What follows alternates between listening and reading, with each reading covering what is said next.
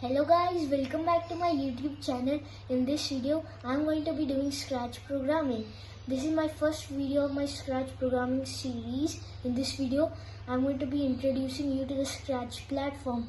And in this video, we'll also be making a simple walking animation. So let's start. So guys, you need to type scratch.mit.edu. Press the search button and you will see this first link, Scratch Imagine Program and Share, and you click on it. Yeah, so this is how it look like, and over here on the top you can see this join Scratch and sign in. So first, if you want to use Scratch, you need to create a new account. So to create a new account, you can just simply click on join Scratch and create your own username and password. Since I'm already using Scratch, I'll just click on sign in and sign in to my account.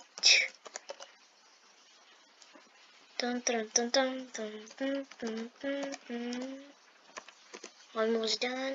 Yeah. So I'm logged into my account, and to create a new project, you need to click on the create button. Yeah, there you go. I clicked on it. Creating project. Yeah. So this is how the Scratch platform looks like. Yeah, so over here there are many buttons over here. So this is the file button. Over here you can create a new project, you can save your project, save as a copy, you can load your project from your computer and save to your computer also. In the next one's edit, you can turn on turbo mode in this, and over here is the name section. Over here you can name your project. So the first thing I do is name my project. I'm just gonna name it tutorial 1. Yeah, there you go. So now there are 3 tabs over here: code, costumes and sounds. So first we are going to look into the code tab.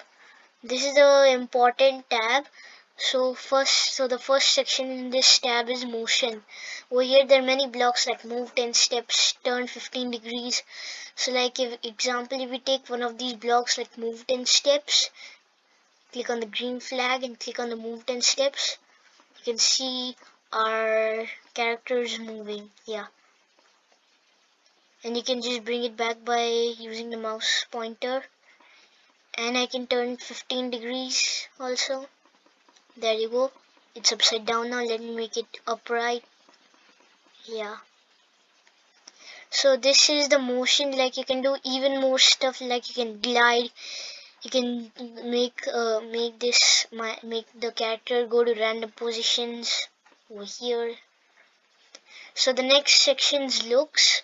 In looks you can make Scratchy. You can make your character think. You can make him say some stuff, like over here, say hello for 2 seconds. Click on the green flag and then click on this. It's saying hello for 2 seconds.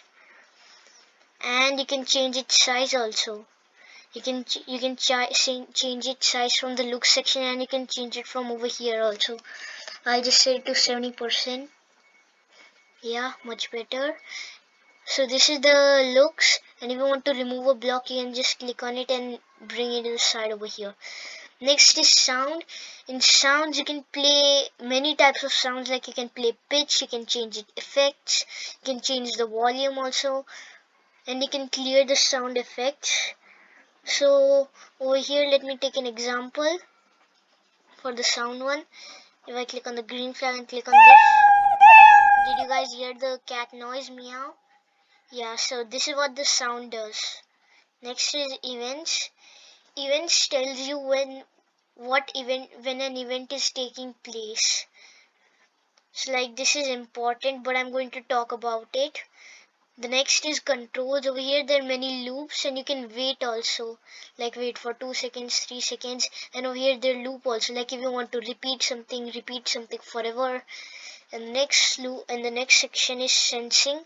Over here like you can add some cool stuff, like if you click on your character, it'll change its color to white, and if the left arrow key is pressed, your character will move to left. I'm going to be doing this in the next videos.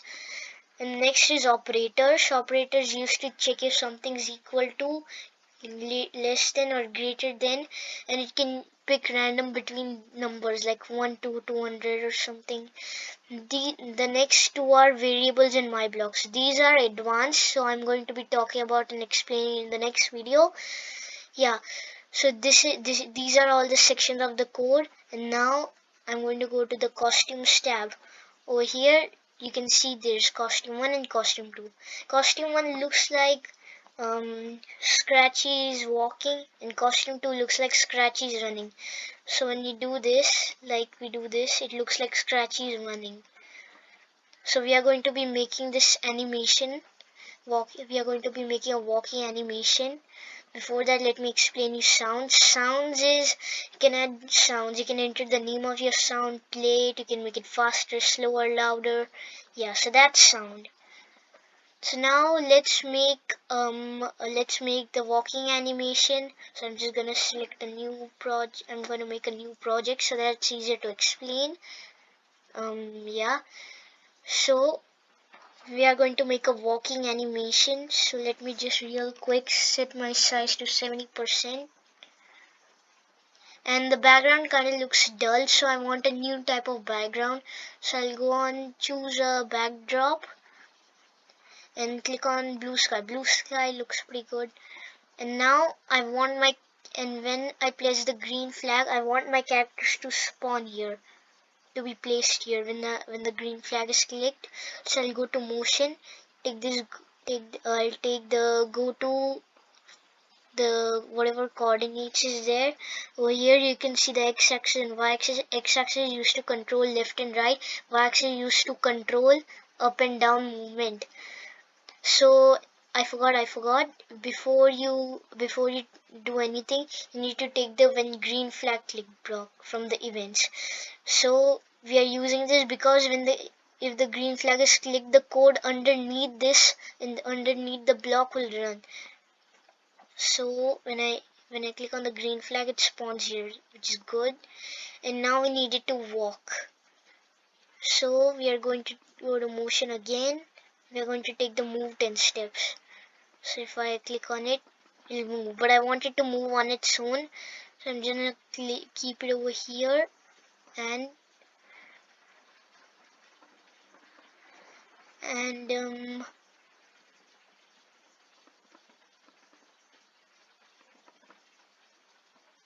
it's not working. Let me try it again.